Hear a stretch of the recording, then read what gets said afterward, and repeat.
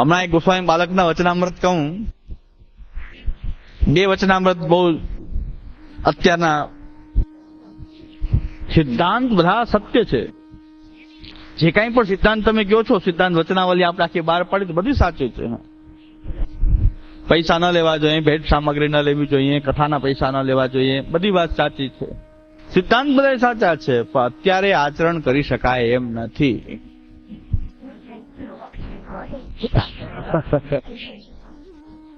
હવે કારણ એના કરતા ભયંકર, અત્યારે આચરણ ન કરી, આ તો એક ભયંકર ઉક્તિ છે. એનાથી હજી કારણ આપે છે કે ભાઈ શા માટે કૃપાનાથ, શા માટે આચરણ કરી શકાય એવા સિદ્ધાંત તો નથી. તો આજ્ઞા કરે છે કે શ્રી મહાપ્રભુજીએ ઇન્કમ ટેક્સ ક્યાં ભરવો પડતો હતો? મહાપ્રભુજીને લાઇટનું બિલ આવતું હતું, મહાપ્રભુજીને પેટ્રોલના પૈસા ભરવા પડતા હતા, મોબાઈલના બિલ આવતા હતા. એટલે મહાપ્રભુજી આ સિદ્ધાંતનું પાલન કરી શક્યા. અમારે ઇન્કમ ટેક્સ ભરવો પડે, અમારે વેલ્થ ટેક્સ ભરવો પડે, તો પછી હવે કેવી રીતે સિદ્ધાંતનું આચરણ કરવું? હવે એમ કોઈ કૃપાનાથ પણ આટલી વેલ્થ શું કામ ભેગી કરવી? ઇન્કમ ટેક્સ ભરી શકે એટલી આવક શું કામ રાખવી? તો હવે આ તો મહાપ્રભુજી પર બહુ કુઠળાઘાત છે. મહાપ્રભુજીના સિદ્ધાંત સાચા છે, પણ એ સમયમાં સાચા હતા. ટૂંકમાં એમ કહેવા માંગે છે કે એ સમયમાં સાચા હતા, અત્યારે થઈ શકે એમ નથી. ચાલો, એ વાત સાચી કે અત્યારે સિદ્ધાંતનું પાલન થઈ શકે એમ નથી. એ વાત તો સાચી, ન થઈ શકે એમાં કઈ જરૂર નથી બધા પાલન કરી શકે, ન થઈ શકે. પણ હજી એક વાત છે કે પાલન ન થઈ શકે પણ એનાથી વિરુદ્ધ તો ન જ કરી છકાય ને. પાલન ન થઈ શકે કે તમારી નબળાઈ હોઈ શકે, પણ એનાથી વિરુદ્ધ કરવું એ છૂટ નથી મળી કોઈને કે ભાઈ સિદ્ધાંત પાલન ન કરી શકાય તો કઈ નહીં, ધર્મ પાલન ન કરી શકાય તો કઈ નહીં, પણ અધર્મ છે એ તો ન જ કરી શકાય ને. કોઈનું ખૂન થોડું કરી શકાય. હું ધાર્મિક નથી એટલે કોઈનું ખૂન કરી શકું, મને કઈ સ્વર્ગ નરકનું બીક નથી એટલે હું કોઈનું ખૂન કરી આવું ચાલશે? હું મેં ચોરી કરી આવું ચાલશે? ભલે ધર્મમાં ન માનતો નાસ્તિક હોઉં, પણ નાસ્તિકોને પણ અધર્મ કરવાની છૂટ તો નથી ને, અન્યાય કરવાની છૂટ નથી. એમ જો તમે સિદ્ધાંતનું પાલન ન કરી શકતા હો તો કઈ વાંધો નથી, પણ એનાથી વિરુદ્ધ કરવાનો તો અધિકાર પ્રાપ્ત થતો નથી. હજી પણ વાત છે કે તમને વિરુદ્ધ કરવાનું મન થાય છે, આ સિદ્ધાંતોથી વિરુદ્ધ કરવાનું મન થાય છે તો પણ કરી શકાય. સિદ્ધાંતથી વિરુદ્ધ ચાલી શકાય. એક તો આપણે નિયમ લેવો જોઈએ. પહેલા તો સેવા ફળ ગ્રંથમાં એક નિયમ લેવો જોઈએ કે કોઈ સેવા કરતું હોય તો એને સેવા કરવા દઈએ. કોઈની સેવામાં આપણે ડિસ્ટર્બ ના કરીએ. તમે શું કરો છો, સેવાનો પ્રકાર કેમ કરો છો, કંઈક બહુ પૂછપરછ ના કરીએ. અને જે સેવા કરે છે બધા એના ભાવથી ઠાકોરજીની સેવા કરે છે. જીવો ને જીવવા દો.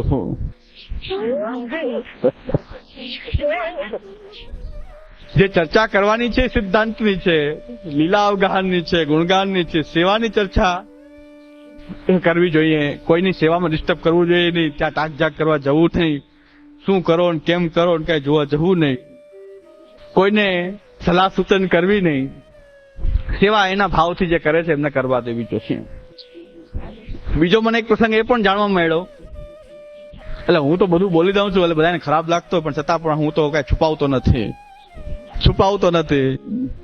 ખરાબ લાગે તો લાગી જાય, ઘણા લાગી જાય તો માફી માંગી લઉં છું. મને માફી માંગવા મને સંકોચ થતો નથી. મને માફી માંગવાનો જરાય સંકોચ નથી, ભૂલ થઈ ગઈ. દુઃખ લાગ્યું કઈ વાંધો નહીં. મારાથી દુઃખ લાગ્યું તો મારી સાથે ન બોલજો, સિદ્ધાંતમાં પાલન કરજો. મારી સાથે કઈ વાતચીત ન કરવી, બોલવું નહીં, અબોલા. પણ મહાપ્રભુ સિદ્ધાંતમાંથી તમારી નિષ્ઠા જે છે રાખજો. એ આપણે એ કામ છે, મારાથી શું કામ છે. છતાં ખોટું લાગી જાય તો બોલે લાગી છે તો છતાં હું કહી દઉં છું. એક વૈષ્ણવ મને એમ કીધું કે હું ઠાકોરજીની સામગ્રીઓ કરું, બધાને પ્રસાદ લેવડાવું, એમાં કઈ ખોટું કરું છું? મેં કીધું જરાય નહીં. તમારા દ્રવ્યથી તમે સામગ્રી કરો, ઠાકોરજીને ભોગ ધરો, તમારો ભાવ વૈષ્ણવ પ્રસાદ લેવડાવો, કઈ વાંધો નથી. તો કે ઘણા સિદ્ધાંતિક વૈષ્ણવ એમ કે છે કે તમે કરવાનું કરતા નથી, ન કરવાનું કરો છો. તો આમાં ન કરવાનું શું કરીએ છીએ અમે? કઈ નથી કરતા ન કરવાનું. કે કરવાનું તો કરતા નથી, ન કરવાનું કરો છો, સેવા ન કરવાનું કાર્ય છે. તો સેવા ફળ ગ્રંથમાં આજે ઈ આપણી એક ભ્રમણા કાઢી નાખજો કે સેવા માટે ગ્રંથ અધ્યયન છે, સેવા માટે ગુણગાન, સેવા માટે કથા. અને મેં કીધું તમે જે કંઈ પણ, મેં કીધું એટલું ધ્યાનમાં રાખજો કે તમે સેવા કરો, સામગ્રીઓ ઠાકોરજીને તમને ભાવ છે, તમારો ભાવ સામગ્રી કરવામાં વિશેષ છે તો કરો, પણ એટલું ખ્યાલ રાખજો, એટલું હું કહી દઉં છું કે જે તમને સિદ્ધાંતિક વૈષ્ણવે કીધું એ અર્ધ સત્ય બોલ્યા છે, પૂર્ણ સત્ય નથી. એ હું કહી દઉં. અર્ધ સત્ય એટલા માટે થોડું ઘણી વાત સાચી શું છે, ન કરવાનું અને કરવાનું, પણ સેવા એ ન કરવાનું કાર્ય જેવું બોલાય નહીં, એ હું સ્વીકારું છું. પણ કોઈ એમ માનતું હોય કે ગ્રંથ અધ્યયન જે છે એ જરૂરી નથી, તો એ ભૂલ છે. સેવા ગમે એટલી કરી, અનુસર તો મળવાનો તો છે ને. અનુસર એમાં આપણે કથા અને ગુણગાન અને ગ્રંથ અધ્યયન કરવું જોઈએ. હું એમ નથી કહેતો કે ક્યારે કરો, પણ અનુસર તો પ્રાપ્ત થતો જ હોય ને. એવી સેવા તો કોઈની ન હોય કે અનુસર મળતો જ ન હોય. અનુસર તો 2 ટાઈમની સેવા કરશો, બધું કરશો, પણ અનુસર તો કંઈક મળશે. એમાં તમે એમ માનશો કે સેવા કરી લીધી, હવે આપણે ગ્રંથ અધ્યયનની જરૂર નથી, તો એ આગળ આમાં આવી જશે કે ગ્રંથ અધ્યયન ન કરવાથી સેવા પણ ક્રિયાત્મિકા થઈ જાય છે. ક્યારે ક્રિયાત્મિકા થઈ જશે તમને ખબર નહીં પડે. સેવાની અંદર જે ભાવ વધતો જવો જોઈએ એ ભાવ વધશે નહીં. જો અનુસરમાં આપણે કથા અનુસરની અંદર અનુસર વધારે રાખવો એ જરૂરી નથી, પણ મળે તો છે ને. સેવા પૂરી કર્યા છતાં પણ અનુસર તો પ્રાપ્ત થવાનો છે. એ અનુસરનો ઉપયોગ આપણે કથામાં કરવો જોઈએ. યાવત શક્તિ, જેવી શક્તિ છે એવો યાવત શક્ય કથામાં વિનિયોગ કરવો જોઈએ. ગુણગાન કરવું જોઈએ, ગ્રંથાભ્યાસ કરવો જોઈએ. એ ન કરવું જોઈએ એવી દ્રષ્ટિ રાખો છો, એ ન કરવાનું કામ છે. બાકી તમે ઠાકોરજીની સામગ્રી કરો, ભોગ ધરો, પ્રસાદ લેવડાવો, વૈષ્ણવને કોઈ લેવડાવતા હો તો એમાં ખોટું નથી. પણ ગ્રંથ અધ્યયન જરૂરી નથી ને આ જ જરૂરી છે એમ માની લેશો તો ક્યારેક ક્રિયાત્મકતા તમારી સેવામાં ખાલી ક્રિયા રૂપ થઈ જશે. સેવા મન અને વાણીમાંથી સેવા નીકળી જાય અને ખાલી ક્રિયામાં રહી જશે, તો સેવાનું એ આદિ ભૌતિક રૂપ પ્રકટ થશે, પણ તે આદિદૈવિક રૂપ છે સેવાનું પ્રકટ નહીં થઈ શકે. એ ખ્યાલ રાખવો એ જરૂરી છે. એટલે કે ગ્રંથાધ્યયનને ભૂલવું નહીં, પણ કેટલું કરવું, ક્યારે કરવું એ દરેકની અનુકૂળતા પ્રમાણે એ રહેલું છે. નહીં તો આ જ વાત પાછી આવી જશે કે સેવામાં ચિત્ર સેવા ઓછી છે. આ ગ્રંથ અધ્યયન અનુસરમાં ગ્રંથોનું અધ્યયન ન કરવાનું પરિણામ શું આવ્યું કે ચિત્ર સેવા એ સેવા નથી, અધૂરી સેવા. પછી 2 ટાઈમની સેવા મુખ્ય ને 1 ટાઈમની કરો એટલે એ અધૂરી. એટલે બધું તમે અધૂરા જ છો અને હું પૂર્ણ છું. પૂર્ણસ્ય પૂર્ણમાદાય પૂર્ણમેવાવશિષ્યતે. તમે બધા અધૂરા છો, અમે પૂર્ણ છીએ, કારણ કે 2 ટાઈમ કરીએ છીએ. 2 ટાઈમ પહેલા કરતા કોણ હોય ને કેવી રીતે કરતા હોય તો અદભુત લીલા છે. પાછી ઇનકી વાર્તા કહાં તાઈ કહીએ કે એ તો અદભુત લીલા છે કે પાછી 2 ટાઈમમાં ઘરમાં 2 જણા સેવા કરતા હોય તો એકબીજા વાટ જોતા હોય કોણ જાય ઉત્થાપનમાં. અને પાછા દાવો કે 2 ટાઈમ કરીએ છીએ તો ઉત્થાપનમાં કોણ જાય એકબીજા સામું જોતા કે આજે કોણ જાય. અને જાય કેવી રીતે કરે એ તો એની લીલા, એ તો જોઈએ તો અનુભવી વિના અનુભવ કાં જાની, જાકો પિયા નહીં ચિત્ત ચોરે. પ્રેમ કે સિંધુ કો મર્મ જાણ્યો નહીં, સૂર કહે કાં ભયો દેવ. આમાં તો એ લીલા મેં તો ખૂબ જોઈ છે. મેં તો નજરે નજર દર્શન કરેલું છે. મેં મારા ક્લાસમાં વર્ણન કર્યું છે કે ઉત્થાપનની સેનમાં કેટલો સમય લાગે. મેં ક્લાસમાં વર્ણન કર્યું હતું, આ નથી કરતો. ઉત્થાપનને સેન મેં નજરે નજર દર્શન કર્યું, મેં વર્ણન કર્યું કે ઉત્થાપનની સેન કેટલી વારમાં થઈ ગઈ. હા, એક વૈષ્ણવના ઓલા ખરખરા માટે ગયા, ત્યાં પછી આ સિદ્ધાંતના વૈષ્ણવ સિદ્ધાંતની વાત, ત્યાં પાછા સિદ્ધાંતની જ વાત છેડતા હોય. ખરખરામાં સિદ્ધાંતની વાત છેડતા હોય. સિદ્ધાંત આપણા તો સિદ્ધાંતિક વૈષ્ણવ જઈને 2 સિદ્ધાંતિક વૈષ્ણવ એકબીજાના ખરખરામાં ગયા, ત્યારે ઓલા વૈષ્ણવે કે તમારું પુષ્ટિ જીવન અધૂરું છે અને તમારી સેવા એ સેવા ન કહેવાય. ડોલાભાઈ કે કેમ? આપણે મહાપ્રભુ સિદ્ધાંત પ્રમાણે સેવા કરીએ છીએ અને મહાપ્રભુ સિદ્ધાંતનું પાલન કરીએ છીએ, તો પછી સેવા કેમ ન કહેવાય? એક તો કે પહેલા તમારી સેવા શું કામ ન કહેવાય કે તમારે ત્યાં ચિત્ર સેવા છે, એટલે સેવા બરાબર અધૂરી રહી. સ્વરૂપ સેવા નથી, ચિત્ર સેવા છે એટલે સેવા અધૂરી રહી. હા, બીજું તમે પાસે 1 ટાઈમ પહોંચો એટલે 1 ટાઈમ વાળાની સેવા એ સેવા ન કહેવાય. અમે 2 ટાઈમ કરીએ, તમે 1 ટાઈમ કરો. તમારે આ ચિત્રજી, મારે આ લાલન. મૂળ પાછું કહેવાનું તાત્પર્ય એમ કે હું કેવો સિદ્ધ.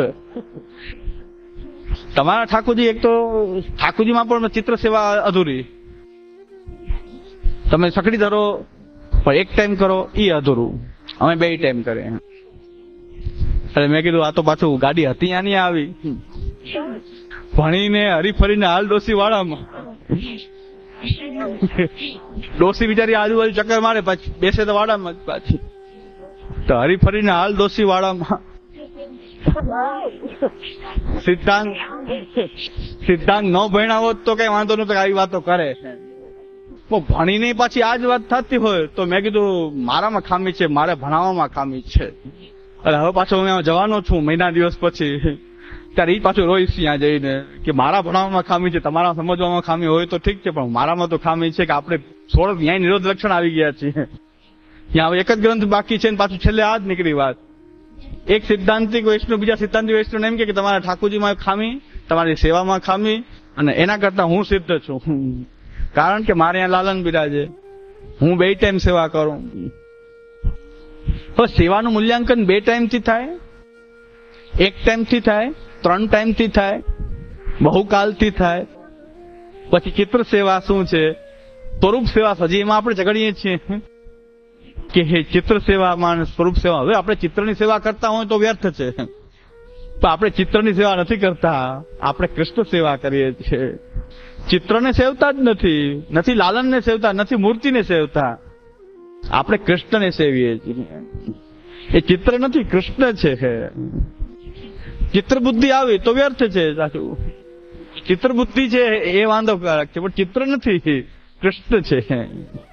કૃષ્ણ સેવા સદા કાર્ય. અતસ્તુ બ્રહ્મવાદેન કૃષ્ણે બુદ્ધિર વિધીયતામ. કૃષ્ણે બુદ્ધિર વિધીયતામ અતસ્તુ બ્રહ્મવાદેન. બ્રહ્મવાદ વિના પાછું આ 1 ટાઈમ પહોંચો કે 2 ટાઈમ. મહાપ્રભુજી કહી રહ્યા છે, શ્રી મહાપ્રભુજી પોતે આજ્ઞા કરી રહ્યા છે કે સેવનમ યોગ્યાનુસારેણ અલ્પમ બહુવા ન પ્રયોજકમ. સેવા તમારી યોગ્યતા અનુસાર કરો. 1 વાર કરો કે 2 વાર કરો કે 3 વાર કરો કે આખો દી સેવામાં રહ્યો એ મહત્વનું નથી. અલ્પમ બહુવા ન પ્રયોજકમ સેવનમ યોગ્યાનુસારેણ. સેવા તમારી યોગ્યતા અનુસાર કરશો તો તમારું ચિત્તનું ભગવત પ્રવણતા સિદ્ધ થશે. અને આપણા મનમાંથી કાઢી નાખીએ કે આ ચિત્ર છે કે વસ્ત્ર છે કે મૂર્તિ છે કે પાષાણ વિગ્રહ છે કે જે કાંઈ પણ વિગ્રહ છે, આપણી માટે પ્રત્યક્ષ સાક્ષાત શ્રી કૃષ્ણ છે, તો જ તમારી સેવા છે. નહીં તો આજે ભસ્મ હોમ તુલ્ય છે. એ રાખ અગ્નિ બળેલી હોય, પ્રજ્વલિત હોય ત્યારે યજ્ઞ કરવો તો એ આહુતિ દેવતાઓને પહોંચે.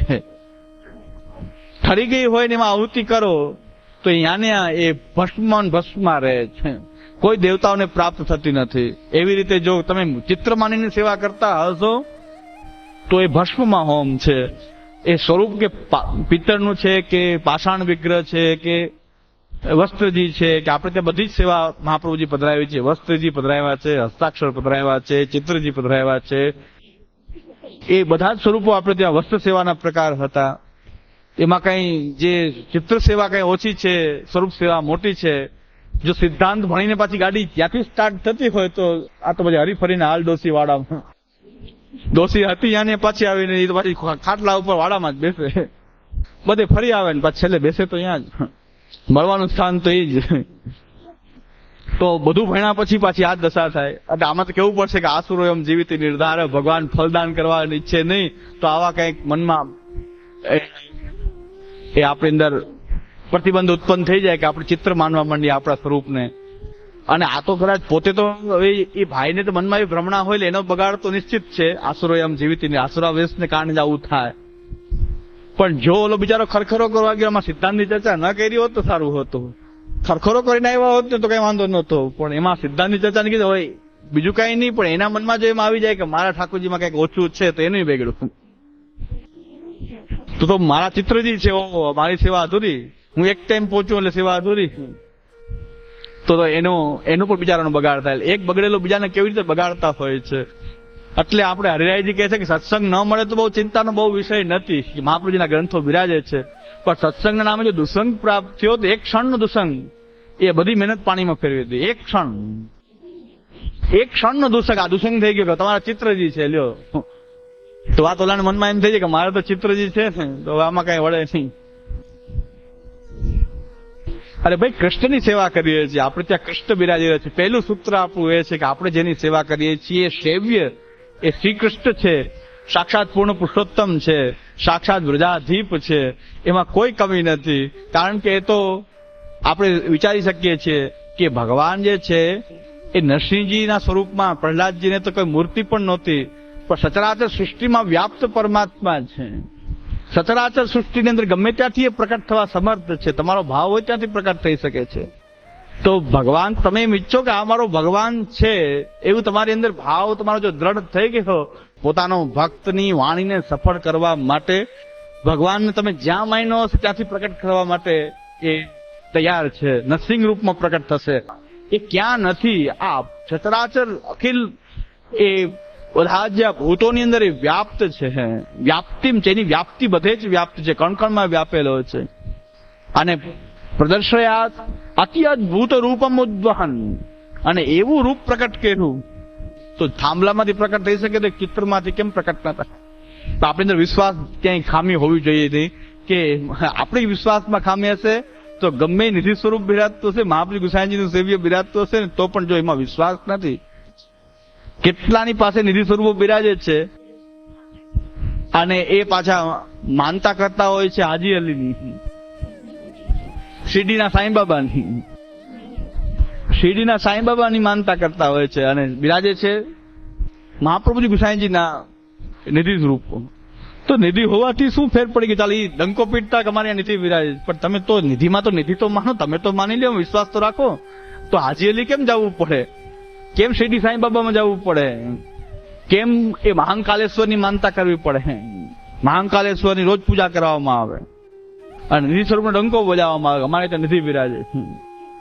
તો ભગવાન તો તમારો જે ભક્તનો જો ભાવ જે છે તો ભગવાન બધેથી પ્રકટ થવા સમર્થ છે. ચિત્ર હો તો શું, ચિત્ર વગરે પ્રકટ થવા સમર્થ છે. આપણા હૃદયના અંતઃકરણમાં ભાવરૂપથી એ પ્રકટ થવા તૈયાર છે. એ તો હૃદયમાં ભાવ આકાર પણ ધારણ કરીને એ પ્રકટ થઈ શકે છે, એને કોઈ સ્વરૂપની મૂર્તિની પણ જરૂર નથી. તો આ કૃષ્ણ સેવાના જે આ મુખ્ય વસ્તુ છે કે સિદ્ધાંત ભણીને પાછું છેલ્લે જો આ વાત આવી જતી હોય એટલે પાછું મને ચમકારો થઈ ગયો કે નરસિંહ રૂપ કંઈક બતાવવું, મારું નહીં, ભગવાનનું નરસિંહ રૂપ, કે આપણો ભગવાન નરસિંહ થઈને પ્રકટ થવા તૈયાર છે. કોઈ કહેતું હોય કે જે હિરણ્યકશિપુ હોય છે એ કે છે કે ચિત્રમાં ભગવાન, ઓલો કે થાંભલામાં નથી, કે અહીં ભગવાન નથી. હિરણ્યકશિપુ એમ માનતો હતો ને આ બીજા હિરણ્યકશિપુ એમ માનતા કે ચિત્રમાં ભગવાન નથી. તો ભાઈ નરસિંહ એ પ્રકટ થવા તૈયાર છે.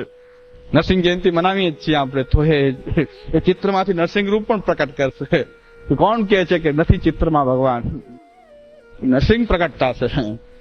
અને પ્રદર્શ્યાત અતિ અદભુત રૂપમ ઉદ્વહન સ્તંભે સભાયામ નમ્રગમ્ન માનુષમ. તો હિરણ્યકશિપુને એવું વિકરાળ રૂપ થઈને પણ ભગવાન બધા કેમ નથી ચિત્રમાં, કેમ કોણ કહેતું હતું ચિત્રમાં નથી? નરસિંહ જયંતિ છે. હા, તો નરસિંહ જયંતિનું બહુ મહાત્મ્ય છે કે ભગવાનનું નરસિંહ રૂપનું એટલે મેં દર્શન જરાક કરાવી દીધું કે તમે